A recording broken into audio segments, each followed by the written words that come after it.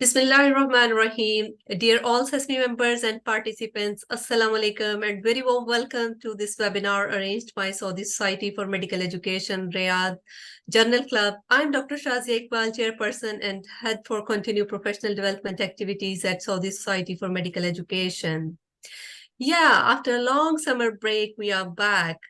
And welcome to this winter series of webinar which will be held on regular basis from now onward. Saudi Society for Medical Education, represented by esteemed members and participants like yourself, plays a crucial role in advancing medical education and ensuring that it aligns with evolving needs of healthcare landscape.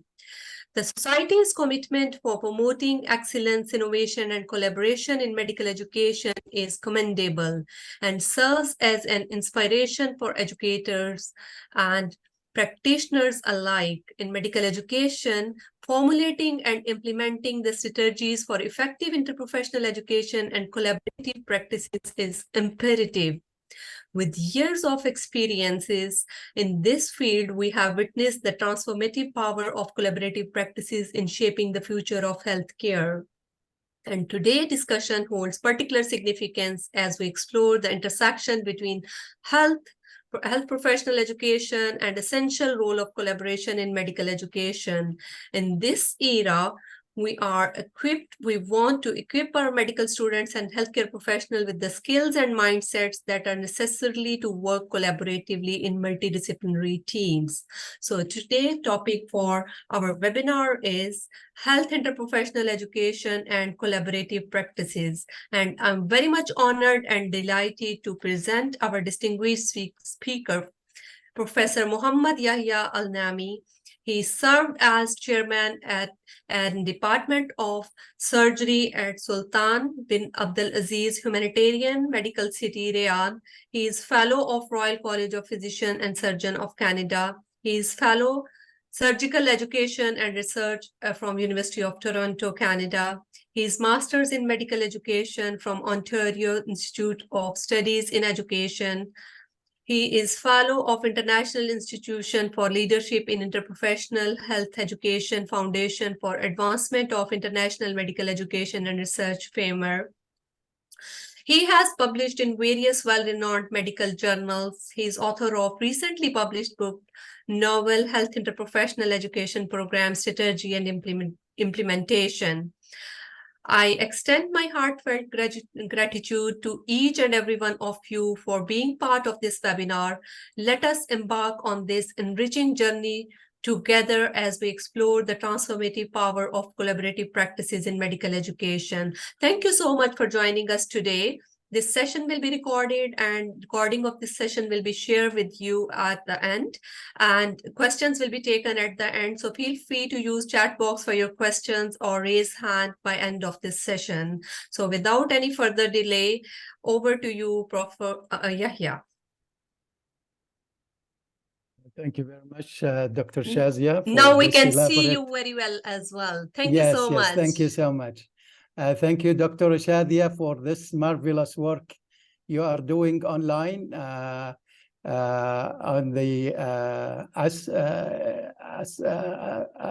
Saudi Arabian Society of Medical Education, and we appreciate that. And we hope that we will continue and you will continue with us this marvelous work. And I thank all audience who are joining us tonight. And I'll be happy to share with you our experience at King Saud University in interprofessional education and collaborative practice program, strategy and implementation.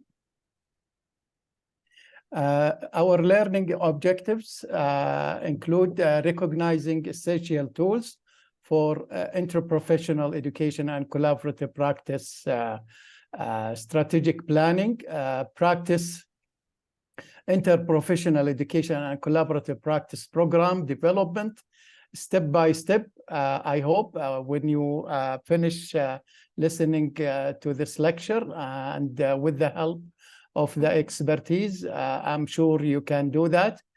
Developing interprofessional education collaborative practice centers of excellence discuss opportunities and barriers for successful interprofessional education and collaborative practice implementation.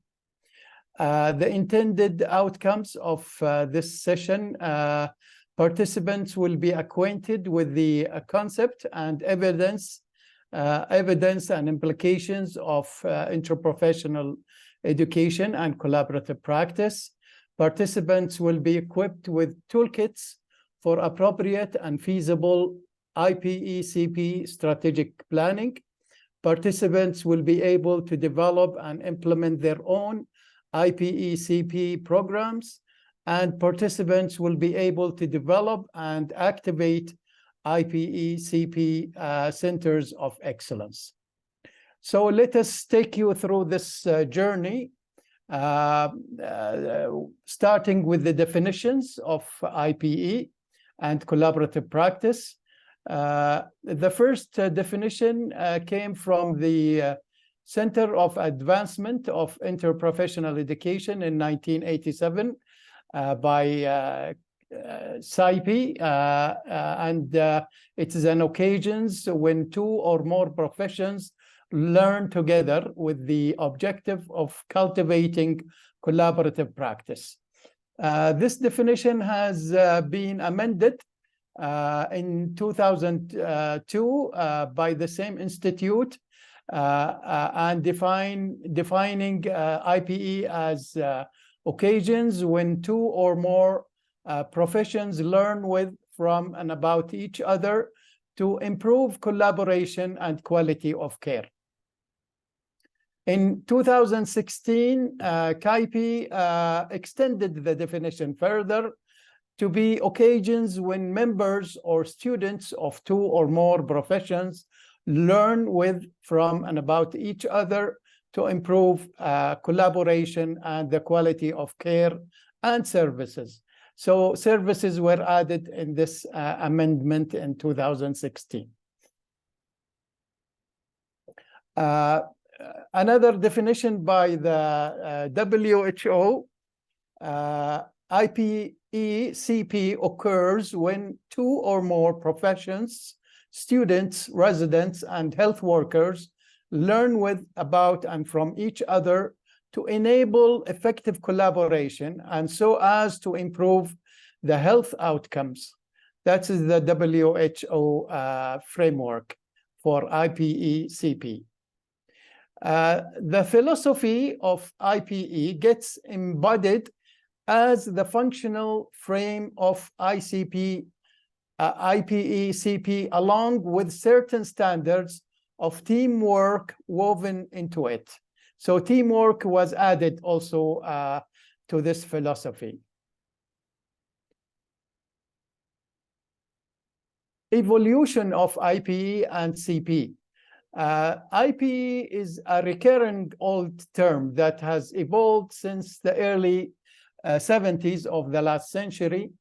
The Institute of Medicine of the USA produced the first report on educating for health team in 1972.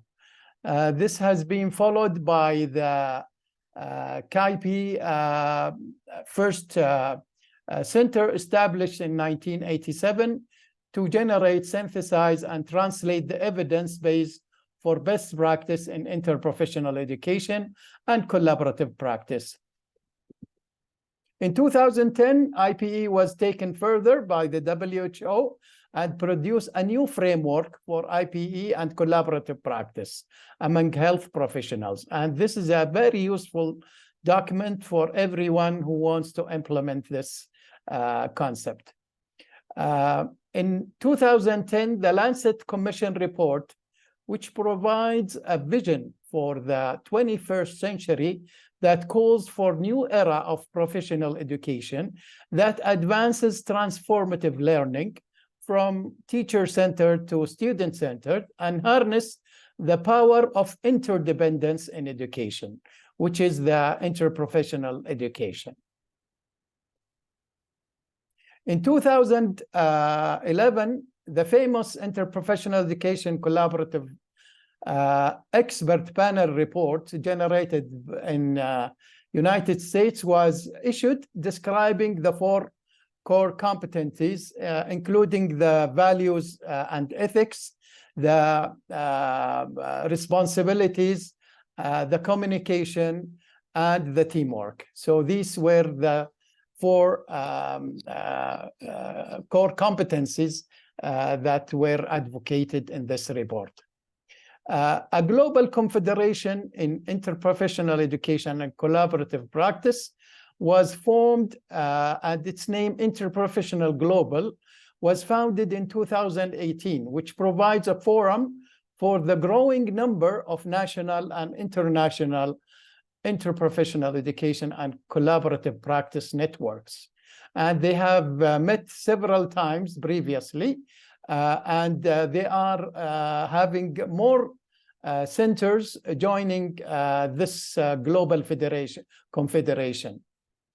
Nowadays, more than 20 IPE and CP organizations are existing worldwide.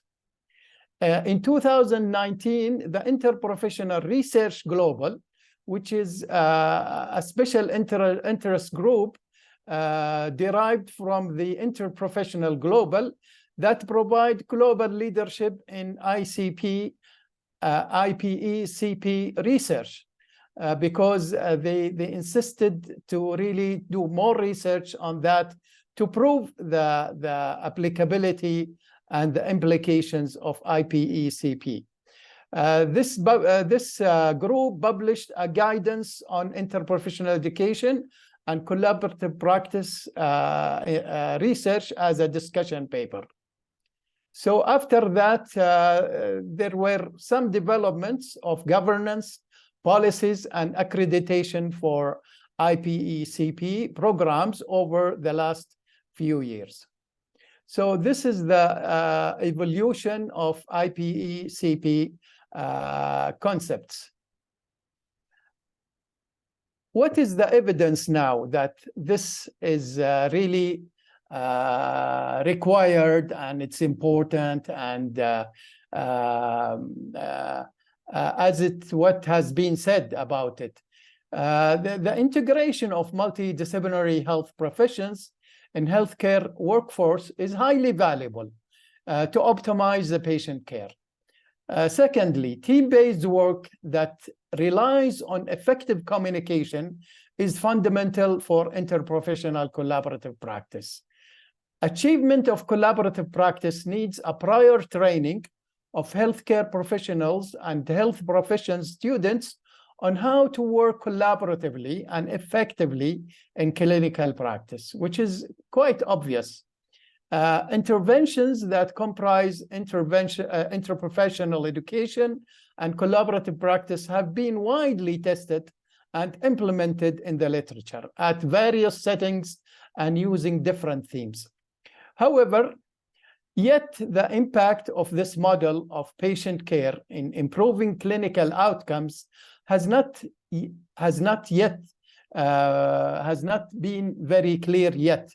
Really more research is needed on this regard to prove it and to prove its value and implications in healthcare.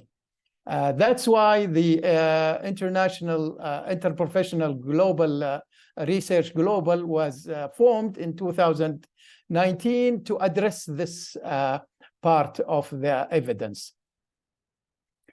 Now, we at King Saud University convened together under the leadership of the Vice Rector for Health Specialties in 2010, and we said, what is our problems in health profession education, not only in College of Medicine, but in all health professional colleges. We found out that globally, health professional education has not kept in pace with current challenges and changes of the 21st century healthcare systems and needs. That's global, not only in our university. Most of health professional education curricula are outdated and created in isolation, producing under-equipped graduates. Interprofessional education and collaborative practice is one of the recommended strategies, as mentioned by WHO framework in 2010, to improve healthcare systems as they are becoming more complex, costly, and rely on care delivered by teams. Our aim is to improve health sciences education programs at King Saud University and their products through collaborative interprofessional co-education and practice, and the creation of a Center of Excellence in IPE-CP. So we will describe now this journey and where we have ended until now. So the description of the project and intervention. This program was launched in May, as I said, 2010, to deal with the development of health sciences education, especially in teaching, learning, and assessment. That was our aim at the beginning, is to improve those three areas in all health sciences colleges. A leadership group of health educators representing the health colleges that educate more than 7,000 students and have about more than 2,000 faculty staff in all health science colleges, was involved in the development of the strategic plan and structure of the proposed IPE-CP Center. This project was planned in collaboration with partners Harvard Medical International over a course of 1 year. This was the agreement signed at that time with Dr. Tom Aretz, who was representing Harvard Partners Medical International, and in the presence of the former rector of King Saud University and myself to launch the program. And this is a picture of the headquarters of King Saud University, where we have met. So what was our method? Based on student surveys, SWOT analysis, internal and external program accreditation reviews for health sciences colleges, and other evaluation initiatives for graduate health education programs, the need to improve health education became apparent in all 6 health science colleges: medicine, dentistry, pharmacy, applied medical sciences, nursing, health sciences, and emergency medical services.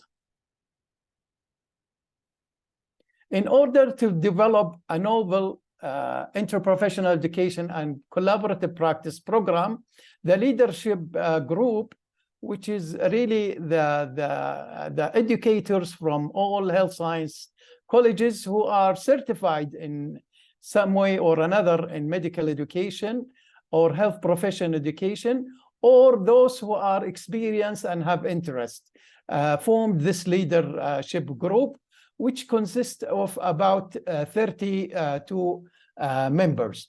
This 32 members, about 15 members were involved in 6 faculty development exercises. We conducted 3 strategic workshops in Riyadh to establish a leadership group, program champions, and committees. Because the leadership group is, the whole committees is about 32 members, but the leadership group is 15, and there was another committee concerned with learning strategies, and another group concerned with teaching strategies, and the third committee was concerned with assessment and evaluation strategies. So the total of them is about 32 candidates. A general strategic plan for the whole program was made in actually 2 days workshop in Riyadh, in one of the hotels, to avoid distractions during the meeting inside the university. The third activity was the discussion about the IPE-CP Center of Excellence, and that came later when a new vice rector for health specialty joined, and we suggested to establish this Center of Excellence. The other three activities were in a form of courses, 3 courses, and were attended by the leadership group in Boston, USA, at Harvard Macy Institute, focusing on various aspects of the project, namely leading innovations in healthcare and education, program for educators in health professions, a system approach to assessment in health professions education. And each one of the leadership group was having a task to do in the presence of other expertise, so we can finish our strategic plan efficiently. So we came up with this strategic plan, which has a vision, mission, and strategies or initiatives guided by the general factors, including innovations worldwide, new models in health profession educations, new principles, and benchmarks. Also, we made our strategies guarded by specific market needs, opportunities, customers, and the regulations, including the regulations of the NCAA. So in that regard, we made a governance infrastructure, and manpower and stakeholders were involved in a program and business plans. Then we, after this stage, we went for implementation, operation, and evaluation to close the circle again, to readjust the strategic plan. Our vision is to create a leading center of excellence in interprofessional education and collaborative practice. Our mission was to set up standards and create guidelines, implement interdisciplinary collaborative education among health science colleges, and to provide faculty and students with the necessary resources on best educational practices, and to provide training and support for faculty in developing their careers as health science educators, including scholarly activities related to the health science education. Our values include professionalism and ethical conduct, effective communication, self-directed lifelong learning, critical thinking and leadership, social accountability and consciousness, patient and community-centered care, teamwork, and equity. We came up with general goals, including under the 3 themes, which is the learning, teaching, and assessment. So these are the general goals under learning goals made by the learning committee. Then the teaching goals include these goals by the teaching committee. Because really they are a bit lengthy, so I don't want to waste lots of time on reading them. But you can have a quick glance at those goals. Then we made assessment goals.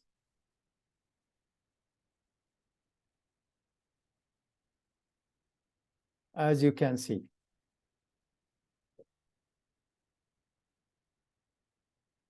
Now, what is our governance structure? At the beginning, the vice rector for health specialties was on the top of the pyramid. But after that vice rectorship being merged with the vice rector for educational and academic affairs at King Saud University, the vice rector became on the top of the pyramid. Under whom the director of the center was the leader of the center.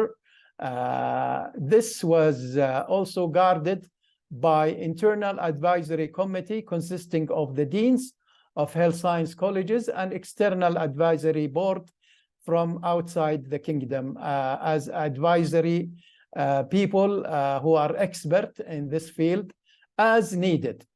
The director leads the leadership committee, which are the most experienced educators from all health science colleges.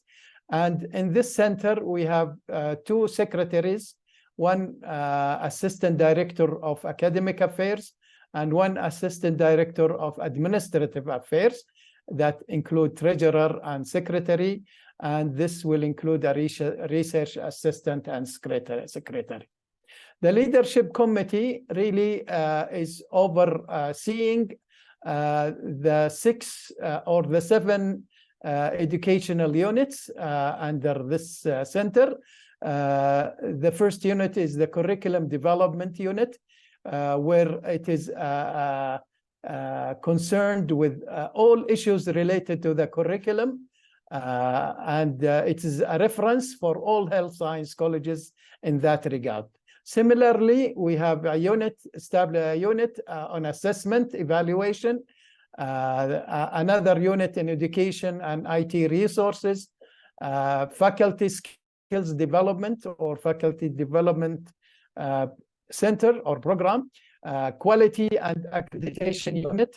So this really connects more with the Saudi Commission for Health Specialties, educational research support, and this is all research to be published from all the activities done under this center.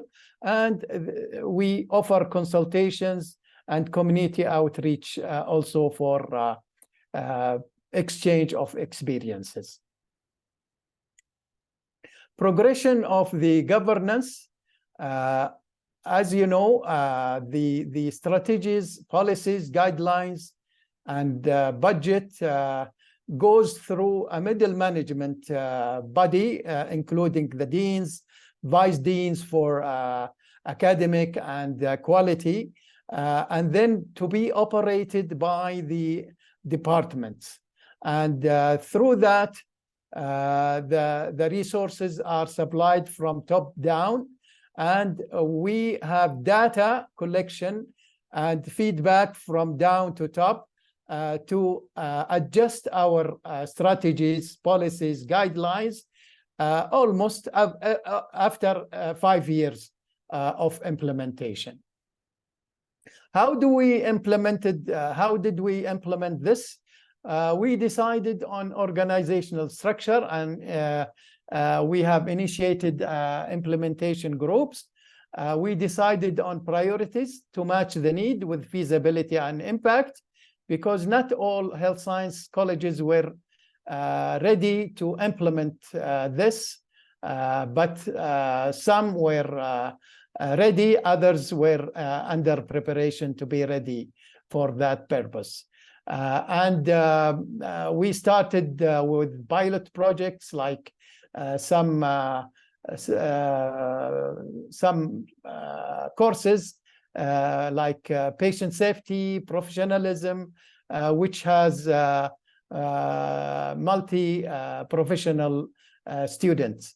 Develop overall timeline for implementation and operation, which was about 5 years, and this will be renewed every 5 years develop a pro forma business plan.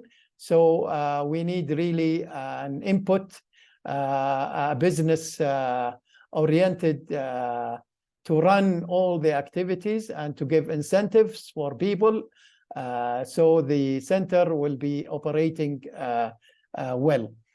Created an initial physical and IT infrastructure, because really it is better to have a building dedicated for that center with all IT infrastructure. We have created communication strategy, including web page, newsletter, listservs, etc.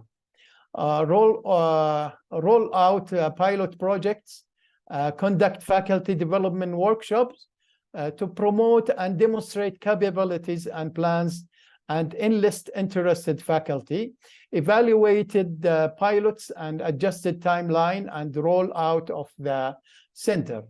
Really, this, if I can share with you, over the years, we stop share, and I will see if I can share the other.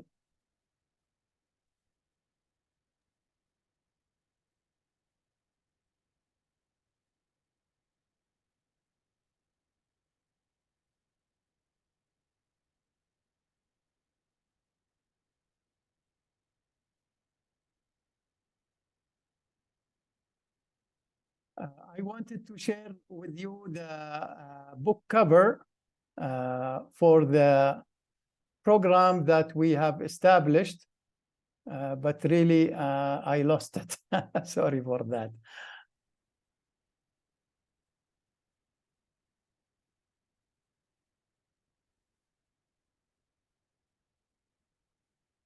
Do you see the screen now? Not yet. So Not yet, just okay. give it a second if you find it. Let me see.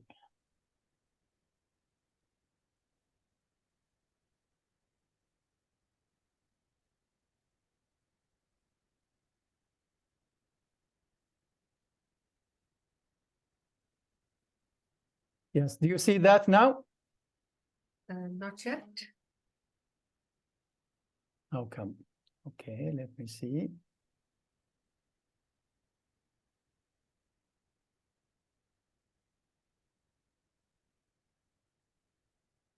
About now? Yeah, yes, now Yes. we can see. All this experience really was formulated into this book, which was recently published, alhamdulillah, with the help of my dear editor colleagues and authors who contributed in this project. And I hope this book will be a guide for all universities to make use and apply what we have gone through and do better than us, I hope. Thank you very much.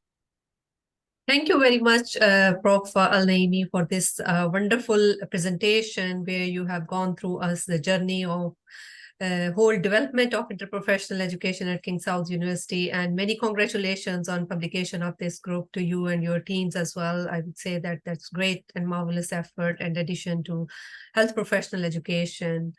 Really appreciate it, and I hope that participants also enjoyed your talk. And I would request now participants, if you have any question, please feel free to write in chat box or raise your hand. We are happy to take questions. I can see there is one comment in chat box by Muhammad Ayub. So very nice and informative presentation. Thank you. Any questions before I have some questions? Yes, Prof. Naimi, you have mentioned that while establishing interprofessional education at health sciences, the different committees were involved. If you can further elaborate that, how curriculum management committee was involved, what progress was made over there, what was actual engagement with curriculum management committee? Thank you very much. Really, it was advice regarding developing health science curricula through workshops and through collaborative works. The College of Medicine was the curriculum that was referred at by all other health science colleges. So we made some face-to-face meetings and help, and sometimes we conduct some workshops together, but we cannot really enforce any health science college to adopt what College of Medicine is having. So they manipulate it to suit their needs and resources. All right, thank you. Any questions by participants? Please feel free to ask. There is another comment. What are the strategies to educational stakeholder to implement IPE, especially when knowing that most health professional education colleges work in silos? Yeah, that's very appropriate question. So, of course, most of our health science colleges are operating in silos, and that's why interprofessional education and collaborative practice is required nowadays for the 21st century, because, as you know, healthcare systems are becoming more complex, more costly, and services are dependent on teams. So we have to get together, and also if we work together, we can save lots of money, really, because each college can share spaces with the others, can share faculty with each other. So not every college has, for example, a statistician or statisticians. So instead of 10 statisticians in 5 health science colleges, we can make them 2 or 3 and shared by all health science colleges, especially with the transformation of governmental universities nowadays into privatization. So they need really, especially at King Saud universities, we are really now striving for cost containment in order to run our university with our own revenues and resources. Yeah, thank you so much.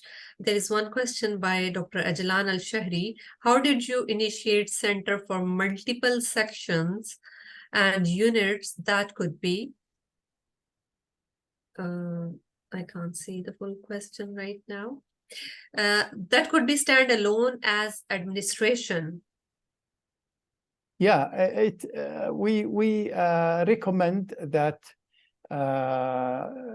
the center consists of a governance structure, and this governance structure is shared by all health sciences colleges, like the structure I demonstrated, under the umbrella of higher authority, like the vice rector for academic and educational affairs, and whether the place or the space in one of the colleges or shared by all health science colleges in another place or in a different building, that does not matter. The most important thing is to have a cohesive governance structure. Yeah, especially when there is a lot of resistance from different aspects and from administration, especially. Yeah, exactly. And not necessarily to establish all units at one time. You can start with curriculum unit, evaluation and assessment, and then you build up on that according to the resources and the expertise you have. Yeah. So Prof, yeah, whenever we are planning to start some program or introduce something, there is always faculty development is a crucial part of that, because until unless we don't train our faculty member, that program or project success remains in doubt. So as you mentioned that faculty was trained. So for the new medical schools, which kind of workshops you will recommend that we should take initiative? In which aspect we should train faculty member to introduce interprofessional education? Very good question. Thank you very much. Really, there is an annual conference that is held in each country in interprofessional education and collaborative practice. And luckily this year it will be held in Qatar next month from 2 to 9 November or 3 to 9 November in Doha, Qatar. And really attending this conference, and there is also a symposium before the conference for the Interprofessional Global Confederation.